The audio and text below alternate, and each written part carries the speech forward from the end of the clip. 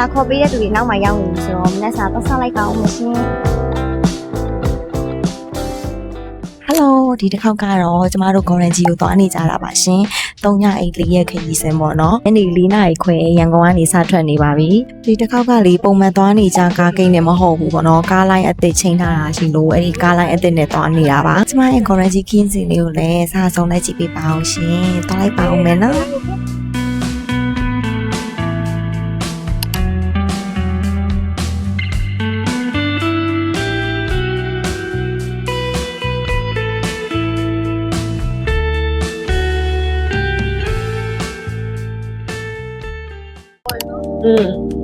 这后的了对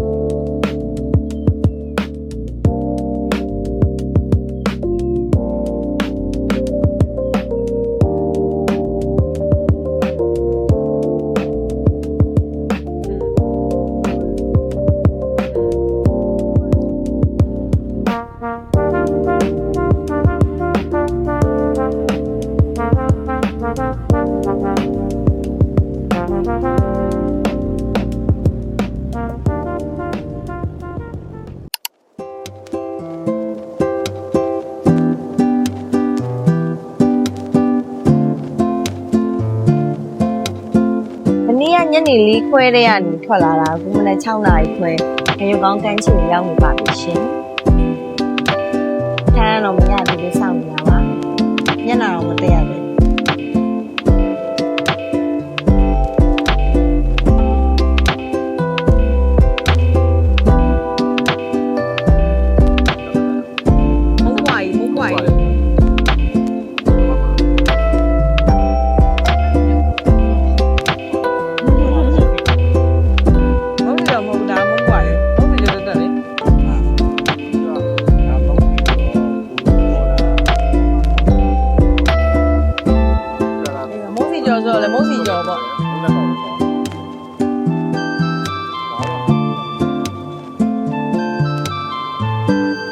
တို့ကိုမျိုးက romantic ဆန်ဆန်ကျွေးနေရနော်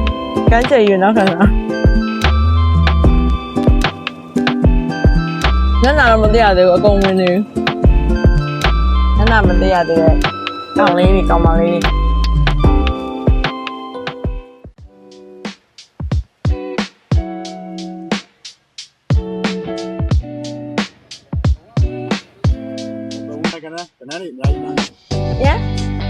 ဝင်ကစွတ်တွေဝင်ကစွတ်တွေဟမ်ဝင်ကစွတ်ပါဟုတ်လား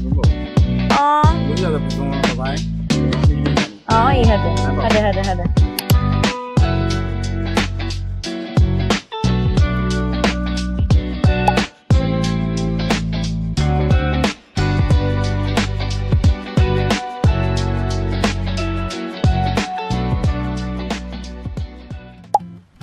ကျမတို့တဲအိမ်လေးပေါ့နော်ဒါကိုကျမတို့လာတဲတဲ့အိမ်လေးပေါ့နော်ရောက်ချင်းတော့ကလေကိုကအရန်အိတ်ချင်နေတာနဲ့တိချာလေးမရိုက်လိုက်ရဘူးပေါ့နော်ပစ္စည်းတွေကတော့အကုန်ထားပြီးသွားပြီအိမ်လေးကတော့ဒီလိုမျိုးဒီနားနေဒီအပေါ်တစ်ထပ်ပါတယ်ပေါ့နော်ဒါလေးကတော့အောက်ထပ်ကလေးပါဒီဘက်မှာလည်းတငယ်ချင်းတွေအကောင်လုံးဒီမှာစုပြီးတော့မှစကားပြောလို့ရတယ်တောက်ကြစားကြလို့ရတယ်ပေါ့နော်ဒီဘက်ကတော့ဒါရေချိုးကန်အိမ်သာပေါ့နော်ရေချိုးကန်အိမ်သာတွေ့ရပြီပါဒီအပေါ်ကနေဆိုရင်ကျမတို့အိမ်မဲ့ဒါလေးပေါ့နော်ဒီမှာ2ယောက်အိမ်ပေါ့နော်ဒီကနေလေဒါအပြင်ကရှုပ်ကလေးကိုကြည့်လို့ရပါတယ်ဒီဆဆရောက်တော့ဗီဒီယိုရိုက်မယ်လို့လုပ်ထားအရန်ကိုအိတ်ချင်နေရတဲ့မရိုက်လိုက်ရဘူးပေါ့နော်လူကမျက်နှာလည်းမတည့်ရသေးဘူးရောက်ချင်းက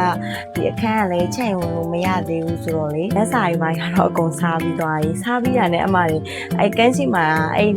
မနက်စာစားတဲ့နေရာမှာလူကအိတ်ပျော်သွားတာအရန်အိတ်ချင်နေတာကားမူးတာလေလမ်းမှာကားကလည်းမူးတာတော့ဆေးတောက်ထားတာလည်းပါတယ်အဲ့ဆေးရကြတော့အိတ်ချင်တာလားမသိဘူးအစားပြီးရတယ်လူကအိတ်ချင်တာမရတော့အဲ့နဲ့ပဲအမနေကန်းချီမှာအိတ်သွားအိတ်ပြီးတော့အခန်းရပြီးဆိုတော့လေအခန်းကိုပြန်လာပြီးတော့တခါအိတ်လိုက်သေးတယ်ဒီလားအစတော့ကတော့ဒီရောက်ချင်းအခန်းရချင်းကိုဘောနော်တခါလေးဗီဒီယိုရိုက်မယ်လို့တွေးထားတာပေါ့လုံးဝဗီဒီယိုမရိုက်နိုင်ဘူးအရင်အိတ်ချင်တာနဲ့ခုနမှရေချိုးပြီးတာနဲ့ တစ်ခါလေးလာတက်ပြီးတော့ရိုက်ပြီးတာပေါ့နော်ဒီအခန်းပုံစံလေးကို အခုအောက်ကိုပြန်ဆင်းပါမယ်ဒါကဒီအပေါ်ကနေကြည့်ရတဲ့ညင်ကလေးပေါ့နော်အောက်မှာတော့ကျမပစ္စည်းနဲ့အရန်တွေကိုရှုပ်ရှက်တွေခတ်နေတာပဲပါပြန်ဆင်းပါမယ်အရင်မြင်တဲ့သူဆိုရင်နည်းနည်းတော့တတိထားပေါ့နော်ဒီခေါင်းကလေနည်းနည်းနှိမ့်တဲ့ခါကျတော့ဒီခေါင်းဆောင်မိပါဆိုလို့ပေါ့နော်ပေါ်တက်တဲ့လေအောက်ထက်ကလေးကိုပို့ကြိုက်တဲ့အောက်မှာချစ်ချစ်ဝန်းတောင်းလုံးခဲလို့ရမှာဆိုတော့လေဒါမျိုးလေးပါ Hello ဒီနေ့ကတော့ day 1လေးပါရှင် day 1နဲ့တွေပေါ့နော်ကျမတို့ဒီတက်ပုံတွေလာရိုက်နေကြတာပါနောက်ထပ်2ရက်နေဖို့ကတော့ရှိသေးတယ်နောက်ထပ်နေ့တွေလည်းတက်ပုံရိုက်ဖို့ရှိရဆိုတော့လေဒီနေ့ကတော့ရိုက်ရောက်ချင်းနေ့ဒီဝစ်စုံတစ်စုံနဲ့ရိုက်လိုက်တယ်ပေါ့နော်ညနေရတော့9နာရီခွဲသွားပြီဒီအချိန်နဲ့ဓာတ်ပုံရိုက်တာအရင်လှတယ်ဒီဝင်ချိန်ရပြီးတော့ဒီဘက်ကကြောက်ဆောင်ပေါ့နော်ဟာကကြောက်ဆောင်ကိုယ်နဲ့ရတော့ပြီးသွားပြီဒီကအဖိုးရဲ့အတွဲရိုက်တာကိုစောင့်ကြည့်နေတာပေါ့နော်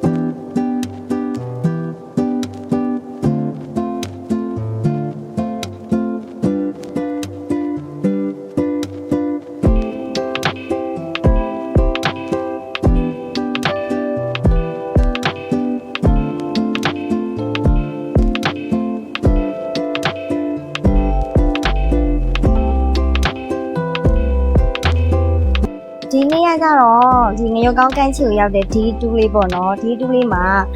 မနက်တည်းကမနက်စာတော့မစားရသေးဘူးဒီဘက်ကန်းချီမှာဗီဒီယိုလေးရိုက်ချင်လို့ဆိုပြီးတော့လာရိုက်တာပေါ့နော်မနက်စာတော့ခုထိမစားရသေးဘူး9နာရီဖိုးပြီးပြန်လိုက်ဖို့ပေးမဲ့သူတွေစောင့်ပြန်လိုက်ဖို့ပေးမဲ့သူတွေတောင်းပေါ်တက်သွားတယ်ဆိုလို့လေသူတို့ဆိုင်ကနေပြန်ရမှာဆိုတော့သူတို့ကိုစောင့်နေရနေ့ကတော့လာကြတာအကုန်လုံးကတွားအောင်အပြန်ကလမ်းပဲလျှောက်ပြီးတော့လာကြတာပေါ့နော်ဒီနေ့ကတော့လမ်းမလျှောက်နိုင်တော့ညောင်းလို့ဆိုပြီးတော့သူတို့ဆိုင်ကနဲ့မနက်ကလိုက်ပို့ပြီးရပေါ့နော်အခုပြန်တော့မှာပါအခုရောက်ပြီဆိုတော့ပြန်มาတော့မယ်ရှင်အခုလာခေါ်ပေးတဲ့သူတွေနောက်မှရောက်နေပြီဆိုတော့မနက်စာပတ်ဆက်လိုက်ပါအောင်မယ်ရှင်ညနေကျရင်ဆက်ဆက်ကြည့်ရနေအောင်ပါပါနော်သူတို့ပြန်နေပါပြီတွဲ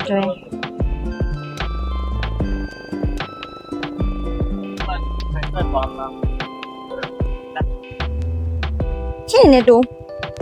哎呦ရပြီ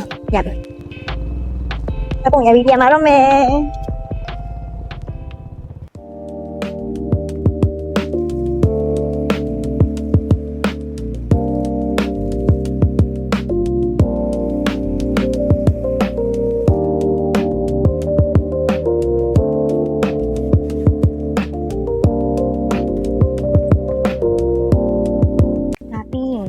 မနက်စာတော့စားပါမယ်ရှင်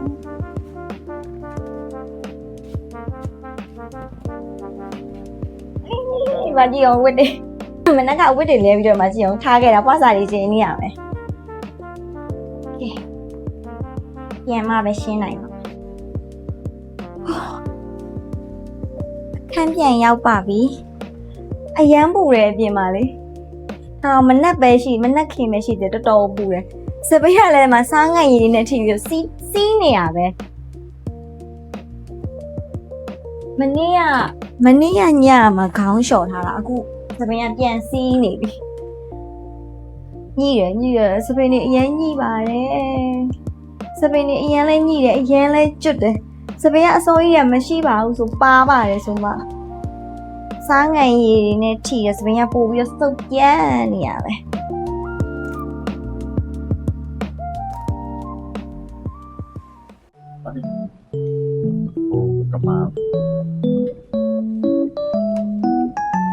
ကိုတော့လက်ရဘယ်မှမလျော့တော့။အဲစားကောင်း။ဒီကပိုင်ရှင်လေ ထက်တာလားဘာလားတော့မသိဘူးကွယ်သူချစ်လိုက်တိုင်းဒီလိုအရသာမပြောင်းဒီလိုအရသာလေးပဲနော် ဟုတ် ငါစားကောင်းဤတို့တောင်တတိယ အားတော့ဘာဖြစ်ရတော့ ငါဒီလိုတိုင်းခါဘိုင်းနိုင်ပိုင်းမဖြစ်ဘူးအမရချောင်းတာတစ်ခုပဲဖြစ်ဘူးလားနော်ကိုနော် လူဆောင်နေပြီ ငွေဆောင်လည်းမဖြစ်ဘူး orange မှာလည်းတစ်ခါမှဘိုင်းအဲ့ပင်လေဦးနာဖြစ်တာမဖြစ်ဘူးချောင်းတာဘယ်လိုဖြစ်သွားလဲမသိအဲ့လိုကောင်းလားအကုန်ကောင်းစကားလေးပါလေးလည်းမပြောကြဘူးဒီပါလို့ရှိရင်ဒီမှာဖောင်ဖွင့်နေဒီကလူတွေကစားမယ်ဆိုတာပဲနော်ကိုနော် တောင်း introvert လေးတွေလားမသိစကားမပြောကြဘူးတော့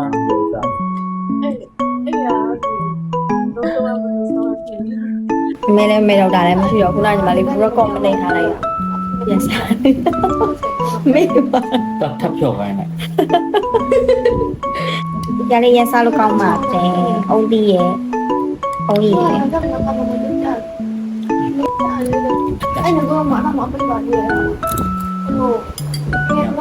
စားမွေးပါစားမွေးနေ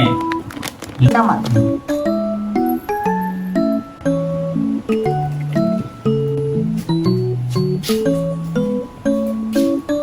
ကော်ဖီတောက်မလို့ရမှာကော်ဖီဆက်ထည့်ကော်ဖီကြိတ်ပေးရမှာလားလေ တော့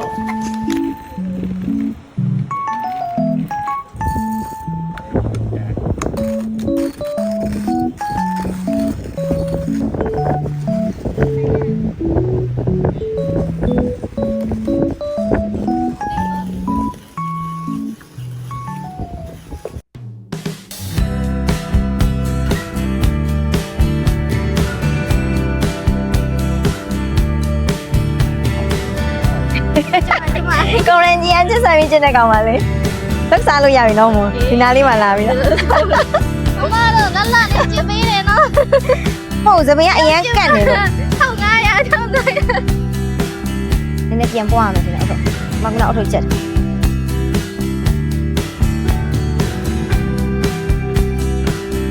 ဒီဘက်ကကြွေချိုင်းနေဝင်ကြည့်တဲ့နေရာလေးရောက်ပါပြီရှင်ဒီမှာအရန်လာတယ်တော်တော်လေးကိုလှတာ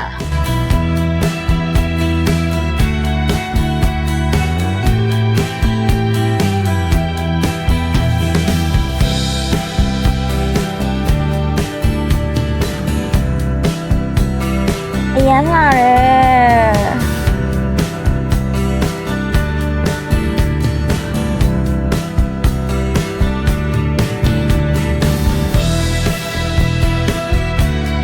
နားနေနေနေပြည်ရိုက်ပေးနေအရန်လာတယ်ချီတော့မင်းစင်းလေးနဲ့ရိုက်တာမလားလှတော်လေးကိုမလှ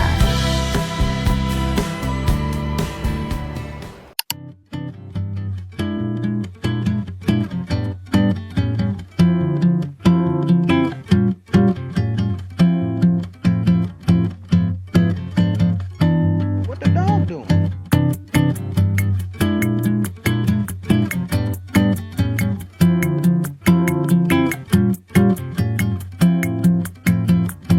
Hello day 3ပါရှင်ဒီနေ့ day 3ရတော့ဘယ်မှရှောက်မလဲပြဘူးဟိုမှာအကိုအတွင်းရတော့ဟိုဘက်ဒီမြရီစီးတွေလားအဲ့တောင်ပေါ်တက်သွားတယ်ပေါ့နော်သူတို့နေတော်တော်ပူနေပြီလို့ပြောတယ်စမကတော့လေနှစ်တိုင်း9ခေါက်လောက်ဒီကိုကိုရန်ဂျူ9ခေါက်လောက်ရှိနေပြီဆိုတော့မလိုက်သွားတော့ဘူးပေါ့နော်ဒီတစ်ခေါက်ကတော့လေကိုရန်ဂျူလာတယ်အဲ့ဒီဘက်ဒီမြရီစီးဘက်တို့အဲ့ကျုံးပေါ်ပေါ့နော်အဲ့ကျုံးပေါ်လို့ပြောရှင်နေဒီကိုရန်ကြီးကျွန်တော်တို့ကတော့အဲ့ကျွန်းထွေကြီးကိုသွားတယ်ဒီနေ့ကတော့လေမသွားတော့ဘူးဒီနေ့ကဒီမှာတက်တက်အပန်းဖြေလို့ပဲလာရုံနဲ့ဆိုတော့ဘယ်မှမသွားဘဲနဲ့အေးစစ်စစ်ပဲဒီတဲနေရာရဲ့ဒီဘက်ပတ်ဝန်းကျင်တန်းချီတော့ပဲလည်းပန်းနှံချောက်ဖြစ်ပေါ့နော်ဒီနေ့ကတော့ဘယ်မှမသွားပြပါဘူးဆိုတော့ဆိုတော့တော်တော်နေရာဆုံးဆုံးတော့သွားတယ်ဒီတစ်ခေါက်ကတော့ဘယ်မှတော့မသွားပြတော့ဘူးနော်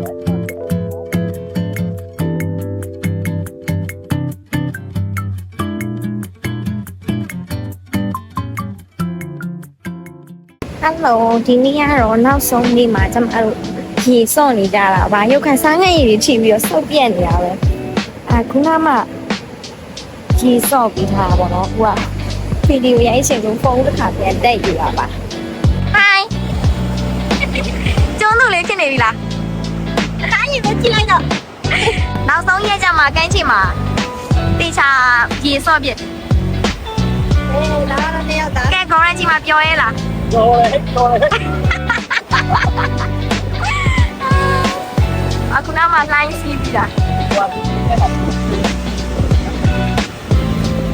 ကန်းချီမှာဘီယာတောက်ကြတဲ့အဖွဲပါရန်လာရန်လာကိုရန်ကြီးကနောက်ဆုံးနေ့နောက်ဆုံးနေ့မှာမဲသဲနေတာပဲရေစော့ပြီးတော့ ကဲတော့ထားကြတဲ့တိုင်း ဟုတ်မှာ မင်းမလို့ကြည့်တော့ ကိုရန်ကြီးကိုလိုက်မယ်မလိုက်ဘူးနဲ့နောက်ဆုံးနေ့ကျမှ last minute မှာထပြီးစီစဉ်တဲ့2ယောက်သားပါ လိုက်တော့ တော့မယ်နေ့ကျမှတော့မနေ့ပိုင်းကိုဆက်စင်လက်ငယ်ကားလက်မှတ်ထဝယ်ပြီးတော့လာတဲ့2ယောက်ပါ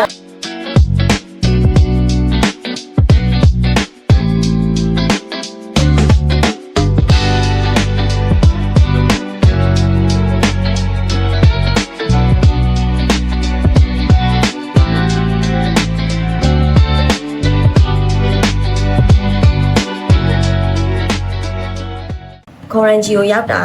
3ရက်3ရက်4ရက်မြောက်နေပေါ့နော်ဒီနေ့နေ့ခင်းကိုပြန်มาပါဒီနေ့နေ့ခင်း2နာရီခွဲရောက်ပေါ့နော်ကား3နာရီထွက်မှဖြစ်တယ်အဲ့ရောက်ကိုအကိတ်ကိုသွားမှာပါအခုကတော့အကိုကတော့တခြားကျုံးတစ်ခုသွားသေးတယ်ဒီမနေ့ပြန်လာပြီကိုရီကတော့မလိုက်သွားတော့ဆိုတော့အဲ့ကျုံးကိုထက်သွားလို့ရှိရင်ခေါင်းကထက်လျှော်နေအောင်မခေါင်းမလျှော်ခြင်းတော့ဝရမ်းပြင်းတယ်အဲ့တော့မဆယ်ရတူတူလေးပဲအမေအရင်ပြင်းနေခေါင်းလည်းမလျှော်ချင်တော့အကြောင်းလိုက်မသွားတော့ဘူးပေါ့နော်အခုကအချိန်ကလည်းနေ့လယ်7 နာရီတော့ဖြစ်သွားပြီဆိုတော့ဒီမှာထုတ်ပြီးသိရပါတော့မယ်ဒါမှအထုတ်တွေရတယ်ညကတဝက်သိမ်းထားသေးတယ်ဒါအခုမနေ့ကျတော့မနေ့ကဆိုပါပေါ့နော်ရေဆိုထားတဲ့အဝတ်တွေကိုလှမ်းထားတာအခုမှလည်းနေ6တာဆိုတော့အဲ့ဒါတွေမှထပ်ထည့်ရမယ်ပေါ့နော်မနေ့ညကတော့တော့သိမ်းပြီးသားတဝက်ကြံသေးတယ်ပေါ့နော်အခုကတော့ဒါဝိတွေကိုအပိသက်လာထည့်မှာပါဒီနေ့နေ့ခင်းပြန်มาတော့မရှင်အသားတွေလည်းမဲမဲနေရမဒါမှဒီတစ်ခေါက်ကအများကြီးထွက်မလဲအောင်မှလက်တွေဆိုရင်မဲမဲနေရလေတိုက်တာနဲ့မဲနေတာလေလားမျက်နှာတွေဆိုလဲဝက်ချန်တွေထွက်လို့အားရည်တော်တော်ဆုပ်ပြတ်တတ်နေရှည်မချိုးရသေးဘူးလောစိတ်ကဝိတွေအရင်ထည့်လိုက်ပါအောင်မရှင်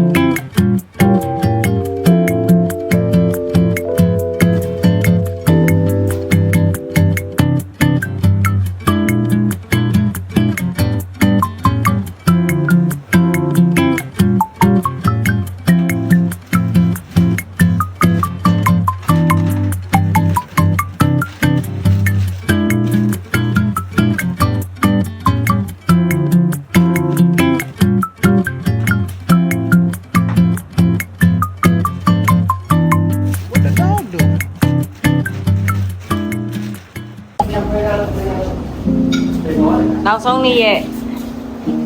သမီးစားဝိုင်းမှာကိုကြီးကတော့ဟိုငါးကောင်းတွေပြီးပြင်ကြိုက် ဘလို့ကျွန်တော် ငါးကောင်းတွေပြီးပြင်ကြိုက်နေပါတယ်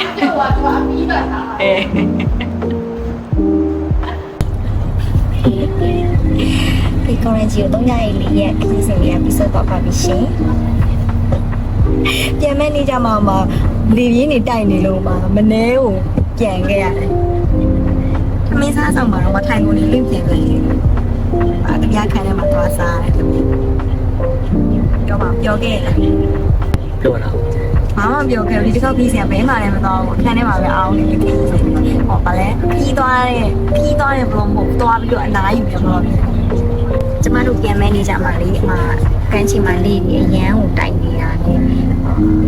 ကားကိတ်ကိုရောက်တော့နည်းနည်းလေးတော့နောက်ကျသွားတယ်ပေါ့နော်ကိုယ်လည်းကားကိတ်ကိုအရောက်ကားလည်းအထွက်ပေါ့နော်ပတိပဲဖြစ်သွားတာပေါ့နော်ဒီတစ်ခေါက်ခီးစတွေကတော့အမှတ်တရပဲပေါ့လေတိုက်တာလေပုံမှန်သွားနေကြတာတစ်ခါမှအဲ့လိုမျိုးမဖြစ်ဘူး ဘိုင်းလည်း ခီးစမှာပြောခဲ့လား အဲ့လိုရမ်းပြောတယ်ပြန်လိုက်ပါလို့လေ ကိုယ်ကြီးရဲ့အမှတ်တရ တိုင်းကြည့်လိုက်ကျုံးတော့ အမောင်း စစ်တော့ အသားရည်တွေမဲသေးတာဘယ်မှသိမထွက်ပဲနဲ့မဲသေးနေရတော့အခုကတော့ ကျမရဲ့အကြောက်ဆုံးတောင်းဖြတ်တော့ကာမှုမှာရန်ကိုကြောက်တယ်နှစ်တာရကာမှုနေကြအဲ့နေရာဖြတ်ပြီးအခုနည်းနည်းလေးတော့လန့်နေတယ်မူးမှာဆိုလို့ဒါပေမဲ့ဒီနှစ်ကတော့စိတ်ကိုကျွတ်တောက်လာတယ်ဆိုတော့မမူးလောက်ဘူးလို့ထင်တာပဲပေါ့နော်အဲ့တော့ကျမဘလော့လေးကိုဆုံးသိရင်နဲ့ကျမတောင်းဖြတ်လိုက်ပါဦးမယ်ရှင်အဲ့တော့စောတိချီကျေးဇူးပါဘိုင်ဘိုင်